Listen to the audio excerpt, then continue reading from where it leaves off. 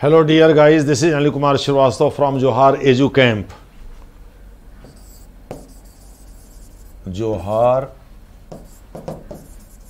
Edu Campus, in fact.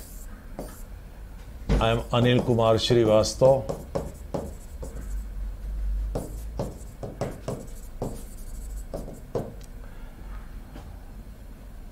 We are discussing polity, that is Raj Vyavastha, governance, अभिशासन, constitution, that is संविधान, and public administration, लोक प्रशासन। इनमें से ये और ये सेगमेंट जो है, ये गवर्नेंस का पार्ट और ये पार्ट, ये वास्तव में सेक्शन बी है,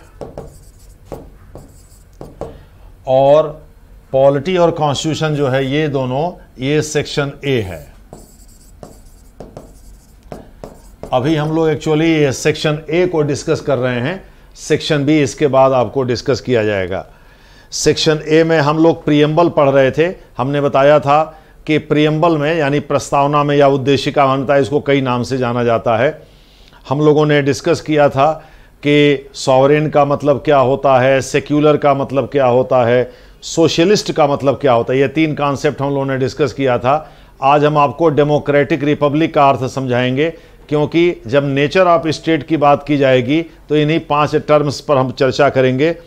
आपके सिलेबस में हालांकि सेक्युलर, डेमोक्रेटिक एंड सोशलिस्ट, इन 3 चीज़ों का जिक्र है और इसके पीछे की फिलॉसफी का जिक्र है, लेकिन हम सोशलिस्ट और सेक्युलर तो डिस्कस कर चुके हैं, सॉवरेन भी कर चुके हैं। आज हम डिस्कस करेंगे डेमोक्रेटिक रिपब्लिक का कॉन्सेप्ट, और उसके बाद से इसके पीछे की फिलॉसफी आपको बताएंगे, और फिर हम लोग डिस्कस करेंगे salient features of the Indian constitution, भारतीय संविधान की विशेषताओं का जिक्र करेंगे, विशिष्ट विशेषताओं का जिक्र करेंगे, और फिर आगे के टॉपिक पर हम लोग चर्चा करेंगे।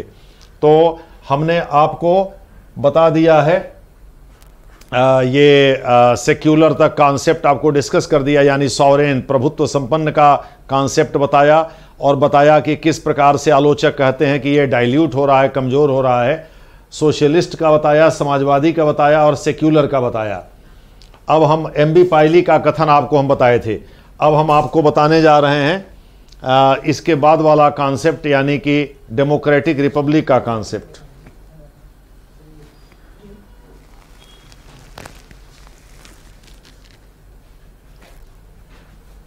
डेमोक्रेटिक, पहले हम लोग इसका लोकतांत्रिक, इसका अर्थ देख लेते हैं। अगर आपसे कोई पूछे कि डेमोक्रेसी यानी लोकतंत्र को कैसे समझाएंगे, तो आपका सीधा जवाब होगा people where people choose their rulers. It is a system of government और governance where people choose their rulers, यानी शासन की वह प्रणाली, लोग मतलब it is a system of government, अंग्रेजी में it is a system of government where people choose their rulers, यानी शासन की वह प्रणाली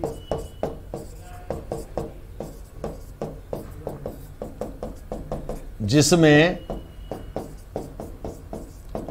शासक वर्ग का चुनाव लोग करते हैं, लोग करते हैं, इसे हम लोकतंत्र कहते हैं। लोकतंत्र का एक और कॉन्सेप्ट आपको हम बताने जा रहे हैं, लोकतंत्र के घटक के रूप में, वो एडिशनल इंफॉर्मेशन है, उसको भी आप जानिए, क्योंकि जो प्रीएम्बल में बताया गया है उसका पूरा अर्थ आपको समझना है। इसमें दिया हुआ है कि भाई आपको समझाना है कि सेक्युलर डेमोक्रेटिक रिपब्लिक का मतलब, और सोशलिस्ट टर्म तो 3 ही इस्तेमाल किया है, सेक्युलर, डेमोक्रेटिक एंड सोशलिस्ट का मतलब आपको समझाना है, और इसके पीछे की फिलॉसफी। तो फिलॉसफी तो हम संक्षेप में बताते ही जा रहे हैं, अलग से भी एक बार बता देंगे। लेकिन हम आपको लोकतंत्र से जुड़ा हुआ एक और कॉन्सेप्ट बताने जा रहे हैं, उसको देखिए। अगर आपसे कोई पूछे कि लोकतंत्र के कितने घटक हैं, थोड़ा और हम बड़ा बना देते हैं, ये ऐसे, ये लोकतंत्र के घटक, अंग, लोकतंत्र के घटक, रूल ऑफ लॉ यानी विधि का शासन, रूल ऑफ लॉ, लोक संप्रभुता, यानी सबसे महत्वपूर्ण यही तीन चीजें हैं। और प्रत्याभूत अधिकार, प्रत्याभूत का मतलब होता है गारंटीड, गारंटीड राइट्स, अधिकार, अंग्रेजी भी हम लिख देते हैं गारंटीड, GUARANTEED, गारंटीड राइट्स।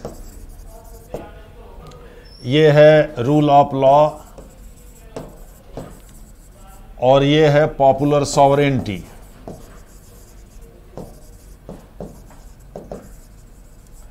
अब इसके तीन मतलब होते हैं। एक है इक्वलिटी बिफोर लॉ, यानी विधि के समक्ष समानता या समता, विधि के समक्ष समता। ये दूसरा जो कॉन्सेप्ट है ये है निरंकुश शासन की अनुपस्थिति, जगह कम होने की वजह से यहां लिखना थोड़ा मुश्किल है। और तीसरा है प्राइमेसी ऑफ इंडिविजुअल राइट्स, यानी जब सत्ता और लोगों के अधिकार के बीच संघर्ष हो तो हमेशा लोगों का अधिकार जीतता। अमेरिका से लिया गया ये कॉन्सेप्ट। अमेरिका में ये माना जाता है कि लोग परफेक्ट होते हैं, राज्य ही इम्परफेक्ट होता है। कारण कि लोगों के पास तो पावर होता नहीं है, राज्य के पास पावर होता है और वो पावर में मतलब वो एक तरह से आप मदांध रहता है, यानी पावर का रूपी धतूरे का प्रयोग करके वो मदांध हो जाता है, वो एक प्रकार से वो बेखबर हो जाता है, मदमस्त हो जाता है और वो कुछ भी उल्टा पलटा डिसीजन लेता रहता है। लोगों के पास पावर नहीं है, इसलिए लोग ज़्यादातर मामलों में जब राज्य से टकराते हैं तो वो सही रास्ते पर होते हैं, यानी वो कोशिश यही करते हैं कि राज्य से टकराना ना पड़े। तो इस दशा में राज्य और लोगों के बीच जब मामला फंसता है, संघर्ष की स्थिति आती है, तो कोर्ट वहां मान के चलता है कि लोग सही होंगे, राज्य ही गलत होगा। तो आपको बता दें वहां लोगों का अधिकार जीतता है, कानून के सामने राजा हो या रंक हो सभी बराबर होते हैं।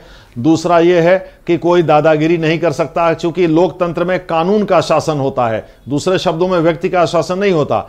कानून जो कहता है उसके अनुसार काम करना होता है। आप भी अगर ब्यूरोक्रेट बन जाओगे तो आपको भी वही करना है, नहीं तो सामने वाला अगर पढ़ा लिखा है, वकील है या जानकारी रखने वाला है तो आपको घसीट देगा हाई कोर्ट में, वहीं नप जाओगे। तो इसलिए ये जरूरी है कि कानून को की समझ रहे और कानून के शासन के हिसाब से काम किया जाए। इसीलिए ब्यूरोक्रेसी का वह समय स्वर्ग कहा जाता है जब लोग अनपढ़ और गंवार हों, क्योंकि अनपढ़ और गंवार आदमी को अपने राइट्स के बारे में पता नहीं रहता। लेकिन अगर लोगों ने पढ़ लिख लिया है तो नौकरशाही के लिए मुसीबत है। जैसे वकील से दरोगा भी नहीं टकराते हैं, एसएसपी और डीएम भी नहीं टकराते हैं। वकील में हमारे यहाँ तो वकील है वो जूता चला के मार देता है, डीएम साहब के कोर्ट में जाता है और डीएम साहब जब उछल कूद मचाते हैं तो वो जूतवे चला देता है। तो कहने का मतलब ये है कि वो जब हाई कोर्ट वगैरह में जाता है तो कह देता है कि भाई ये हमको ऐसे ऐसे बोल रहे थे, अब वहाँ रिकॉर्डिंग तो हो नहीं रही है, वो कुछ भी उल्टा पलटा बोल देता है। तो सब डीएम उम सब उसे डर करके रहते हैं, क्योंकि वहाँ रिकॉर्डिंग की मनाही है। हाई कोर्ट ने मना कर रखा है, सुप्रीम कोर्ट ने मना कर रखा है कि कोर्ट के प्रोसीडिंग की रिकॉर्डिंग नहीं होगी। खैर जो भी है, तो तीन बातें हो गई, निरंकुश शासन की अनुपस्थिति, और तीसरा राइट्स हमेशा वो प्राधान्यता उसकी रहती है, वो सत्ता के ऊपर भारी रहता है। लोक संप्रभुता के दो मतलब होते हैं, लोगों की इच्छा से सरकार बनेगी और ये इच्छा तो बदलती रहती है। भाई आप ऐसा तो है नहीं कि हमेशा जो है एक ही इच्छा रखोगे। हाँ, यहाँ ये है कि अब ये नहीं है कि घर की सब्जी की तरह से आज हम परवल खाएंगे, कल हम भिंडी खाएंगे। डेली आपकी इच्छा बदलेगी तो डेली सरकार तो बदलेगी नहीं, इसलिए 5 साल 4 साल का टाइम दे दिया गया। तो अमेरिका में जैसे 4 साल है, भारत में 5 साल है। भाई होनहार बीरवान के होत चिकने पात, मतलब जो होनहार बच्चा होता है वो क्या कहते हैं कि पूत पालने में ही दिख जाते हैं। यानी अगर जो होनहार पूत है तो वो पालने में ही पता चल जाता है, उसके पाँव मतलब वो बच्चे के पाँव उसी में दिख जाते हैं। तो इसका मतलब ये पालने में ही दिख जाते हैं। इसका मतलब ये कि वो आगे क्या करेगा ये पहले ही पता चल जाता है। तो अगर आपकी नीयत ठीक है तो 5 साल 4 साल बहुत है, उतने में आप बता देते हैं कि हम आगे ऐसे ऐसे करेंगे। जनता चूंकि लॉजिक करती है, 2-4 लोग मूर्खता कर सकते हैं, 2-4% लोग गलती कर सकते हैं, ज़्यादातर लोग तार्किक होते हैं और तर्क तो इतिहास में ही देखने को मिलता है। तो जब कलेक्टिव डिसीजन होता है, सामूहिक निर्णय होता है, तो मेजॉरिटी जो है वो तर्क के आधार पर फैसले लेती है कि भाई हम इनको क्यों चुने। तो जाहिर अगर वो किसी को चुनती है इसका मतलब कि उसने सोच विचार के किया होगा कौन उसके हित के लिए ज़्यादा उपयोगी है।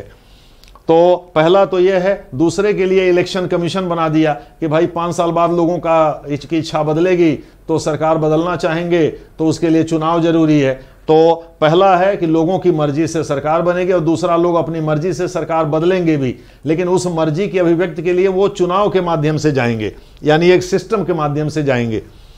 तीसरा है गारंटीड राइट्स, दूसरे शब्दों में ऐसे अधिकार जो जिनके रक्षा के लिए राज्य के विरुद्ध आप सीधे सुप्रीम कोर्ट जा सकते हैं। उसका नाम सुप्रीम कोर्ट इसलिए उसमें सुप्रीम लगा हुआ है, वो राज्य के ऊपर है। तो ऐसे फंडामेंटल राइट्स को बना दिया गया कि भाई फंडामेंटल राइट्स के मामले में अगर राज्य आपके किसी अधिकार का उल्लंघन करता है तो राज्य के विरुद्ध सीधे सुप्रीम कोर्ट आप चले जाइए। ये 3 तरह के कंपोनेंट हैं जो लोकतंत्र के कंपोनेंट हैं। संक्षेप में लोकतंत्र वह शासन प्रणाली है जिसमें सरकार का चुनाव, शासक वर्ग का चुनाव लोग करते हैं, मंत्री शासक वर्ग का निर्माण करता है। दूसरे शब्दों में शासन का मतलब, गवर्नमेंट का मतलब मंत्री से है, जबकि प्रशासन का मतलब, एडमिनिस्ट्रेशन का मतलब नौकरशाही जिसके लिए आप तैयारी कर रहे हो। यानी अब इनमें अंतर क्या होता है? शासन नीतियां बनाता है, संक्षेप में जो नीति बनाए वो शासन है, जो नीति को लागू करे वो प्रशासन है, उपसर्ग है जो शासन के बाद आता है। दूसरे शब्दों में शासन ने जो काम करना था कर दिया, अब उसके बाद का काम जिसको करना वो प्रशासन है। तो नौकरशाही का काम शासन के बाद शुरू होता है, शासन नीतियां बनाता है, प्रशासन का काम है उसे ठीक से लागू करना। तो इस प्रकार से जो है सरकार का गठन लोगों की मर्जी से होता है और उसमें बदलाव भी लोगों की मर्जी से होता है। गठन और बदलाव दोनों के लिए निर्वाचन जरूरी है, इसीलिए एक निर्वाचन आयोग बनाया गया। अम्बेडकर साहब ने कहा कि भाई हम 10 ठो निर्वाचन आयोग बना के क्या करेंगे, 5 साल पे एक बार चुनाव होना है तो 5 साल मक्खी थोड़े मारेगा निर्वाचन आयोग। इसलिए 1 ठो निर्वाचन आयोग पर्याप्त है, वो राज्य की मशीनरी का प्रयोग कर लेगा चुनाव के दौरान, चुनाव हो जाया करेगा और वही चल भी रहा है। हालांकि आज की डेट में निर्वाचन आयोग के कई मांग हैं जिसके बारे में हम लोग संक्षेप में आगे चर्चा कर लेंगे। अब आ जाइए अंत में है रिपब्लिक यानी गणतंत्र।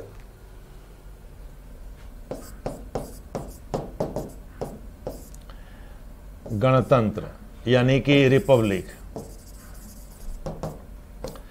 जब किसी देश का राष्ट्राध्यक्ष निर्वाचित पदाधिकारी होता है, when the head of the state is an elected functionary, तो उसे हम रिपब्लिक कहते हैं। जब वो इलेक्टेड फंक्शनरी ना होकर के हेरिडिटरी फंक्शनरी होता है, यानी कि वंशानुगत पदाधिकारी होता है, तो ऐसी दशा में वह राजवंश कहलाता है, या वो उसे हम कॉन्स्टिट्यूशनल मोनार्की जैसे ब्रिटेन में है, जैसे आपके इस समय भूटान में है, इन सब जगहों पर कॉन्स्टिट्यूशनल मोनार्की है, डेमोक्रेसी है, लेकिन बावजूद इसके जो है वहाँ जो हेड ऑफ द स्टेट है जिसके नाम पर सब काम होता है वो वंशानुगत है, वो हेरिडिटरी है, उसका चुनाव नहीं होता। वो राजा का लड़का राजा या राजा का लड़की साम्राज्ञी, इसी तरह की व्यवस्था वहाँ चलती रहती है। तो ये जो रिपब्लिक का कॉन्सेप्ट है वो वास्तव में भारत के लिए इसलिए इस्तेमाल होता है कि भारत, अमेरिका, ये सब जो देश हैं, या फ्रांस, ये सब गणतंत्र हैं। दूसरे शब्दों में their heads of states are elected. In other words, राज्य के जो प्रधान होते हैं, जिनको हम लोग राष्ट्राध्यक्ष कहते हैं, जैसे भारत में राष्ट्रपति है, वो वास्तव में निर्वाचित होते हैं, वो वंशानुगत नहीं होते। आज रामनाथ कोविंद हैं, कल प्रणव दा थे, परसों कोई और होगा, या परसों कोई और था, परसों कोई और होगा। दूसरे शब्दों में जो निर्वाचित होगा वही होगा। ये नहीं है कि भाई चलो खानदानी चला रहा है। तो इसलिए इंडिया एक रिपब्लिकन कॉन्स्टिट्यूशन है, मोनार्किकल कॉन्स्टिट्यूशनल मोनार्की नहीं बल्कि कॉन्स्टिट्यूशनल रिपब्लिकनिज्म है। दूसरे शब्दों में ब्रिटेन की तरह से वह संवैधानिक राजतंत्र नहीं है बल्कि संवैधानिक लोकतंत्र या गणतंत्र है। तो इस प्रकार से इस लोकतंत्र को आप, ये गणतंत्र को आप समझ सकते हैं, यानी भारत का जो राष्ट्राध्यक्ष होगा यानी जो राष्ट्रपति होगा वह एक निर्वाचित पदाधिकारी होगा, न कि वंशानुगत पदाधिकारी होगा। ये रिपब्लिक का मतलब है। अब आ जाइए इसके पीछे की फिलॉसफी। हमने बताया कि प्रियम्बल के पीछे की, खास करके इनके पीछे की जो फिलॉसफी है उसको समझने के लिए ऑब्जेक्टिव रेजोल्यूशन का जिक्र कर दीजिए, उद्देश्य प्रस्ताव का, जिसे पंडित नेहरू ने संविधान सभा के पटल पर 13 दिसंबर 1946 को, यानी संविधान सभा की पहली बैठक के चौथे दिन रखा था। 9 को संविधान सभा बैठी थी पहली, 9 दिसंबर 1946 को इसी दिल्ली में, और 13 दिसंबर को प्रस्तुत किया था उन्होंने। 2 दिन बाद आपको पता ही है डॉक्टर राजेंद्र प्रसाद को रेगुलर नियमित अध्यक्ष चुन लिया गया था संविधान सभा का। पहले सच्चिदानंद सिन्हा को चुना गया था। सच्चिदानंद सिन्हा अनुभवी आदमी थे, बिहार से आते थे, लोगों ने टेम्पोररी अध्यक्ष उन्हीं को चुन दिया, लेकिन रेगुलर उसके बाद अध्यक्ष राजेंद्र प्रसाद को चुना गया। चूँकि राजेंद्र प्रसाद वैसे एमए इकोनॉमिक्स से थे प्रेसिडेंसी कॉलेज कलकत्ता से, लेकिन उनको डिलीट की भी उपाधि मिली हुई थी, वकील तो थे ही। तो इस प्रकार से, और बड़े काबिल आदमी थे, और जाहिर है वकीलों का ही साम्राज्य था संविधान सभा में, मैक्सिमम वकील ही थे, चाहे वो संविधान बनाने वाले लोग हों, चाहे वो उसको एंडोर्स करने वाले लोग हों, उस पर बहस करने वाले लोग हैं। और ज़रूरत भी इसी बात की थी, चूँकि कानून एक टेक्निकल पहलू होता है। ऐसा तो है नहीं कि रास्ता चलते जो है बिरहा की तरह से कानून कोई भी गा देगा और कोई भी बना देगा। वो उसके लिए तमाम दुनिया के तमाम कानूनों का अध्ययन करना होता है, चूँकि उसको समझाने के लिए जो बैठे हुए जज होते हैं वो बड़े अनुभवी और पढ़े लिखे लोग होते हैं। और ऐसा तो है नहीं कि वो गाँव के हरवाहे चरवाहे की तरह से कहीं भी जो है हल चला दो, कहीं भी कुदाल मार दो, तो ऐसा तो है नहीं कुछ भी उल्टा पलटा करने, वो एक सिस्टम के तहत चलता है, इसलिए वो टेक्निकल है, उसके लिए अच्छी समझ चाहिए। जैसे आपको मैं पढ़ा रहा हूँ, अब यहाँ कोई भी आके नाच गाना करके थोड़े पढ़ा सकता है, क्योंकि अगर पीसीएस में ऐसे ही उल्टा पलटा कुछ भी पूछा जाने लगा था तो आपको पता नहीं चलेगा क्या पूछा जाएगा, न एग्जामिनर कॉपी जांच पाएगा, उसको भी नहीं पता रहेगा कि आंसर क्या लिखा है आपने। तो जाहिर है अब एग्जामिनर से बिरहा के बारे में कुछ लिख दीजिए या कोनो गांव के अगल बगल के किसी प्रैक्टिस के बारे में, तो कितने एग्जामिनर को पता नहीं चलेगा कि लिखा क्या है। जैसे मैं अपने यहाँ भोजपुरी में कुछ शब्द है बोल दूँ तो वो समझ ही नहीं पाएगा कि ये क्या बोला है। तो जाहिर है वहाँ के लिए एक अप्रूव्ड, एक स्वीकृत भाषा है, एक स्वीकृत सिलेबस है, उसी के हिसाब से चीज़ें होंगी ना, कुछ भी है उठ पटांग तो हो नहीं जाएगा।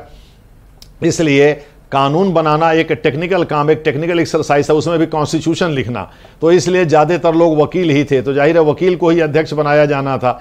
चूंकि संविधान सभा ने प्रारूप समिति को अपॉइंट किया था, इलेक्ट नहीं किया था, इलेक्ट तो केवल संविधान सभा हुई थी। लेकिन ठीक वैसे जैसे प्रधानमंत्री इलेक्ट होता है, लेकिन वो अब आरबीआई का गवर्नर इलेक्ट तो होता नहीं है। अब आरबीआई के गवर्नर की नियुक्ति तो प्राइम मिनिस्टर ही करता है, चाहे वो सीबीआई के डायरेक्टर की नियुक्ति हो, चाहे कै की नियुक्ति हो, ये सब के सब जो है एक्चुअली अपॉइंट होते हैं। अपॉइंट करने वाला काम प्राइम मिनिस्टर करता। अब हर जगह इलेक्शन तो होगा नहीं, अब सबको इलेक्ट करोगे तो सब लगेंगे बराबर का ईगो रखने कि भाई हम तुर्रम खां, हम तुर्रम खां हैं, तो पटका पटकी हो जाएगा, लड़ाई सब लड़ लेंगे। तो ये बताओ कौन किस पर भारी। जाहिर है जनता एक आदमी को चुनेगी ना, और सब उसके निर्देशन में काम करेंगे। मेनी कुक्स स्पॉइल द ब्रॉथ, बहुत सारे रसोइये खाना बर्बाद कर देते हैं। अब सब लगेंगे चुनाव जीतने। अब राज्य में पता चला गवर्नर को भी चुन दिए, चीफ मिनिस्टर को भी चुन दिए, तो गवर्नर कहेगा हम बड़े हैं, चीफ मिनिस्टर कहेगा हम बड़े हैं, दोनों में पटका पटकी लड़ाई झगड़ा शुरू हो जाएगा, मामला बार बार कोर्ट जाएगा। इसलिए गवर्नर अपॉइंट होता है और चीफ मिनिस्टर चुना जाता है। भाई राष्ट्रपति जो हेड ऑफ स्टेट है, जब एक बार वो चुन लिया गया तो क्या जरूरत है सबको चुनने की।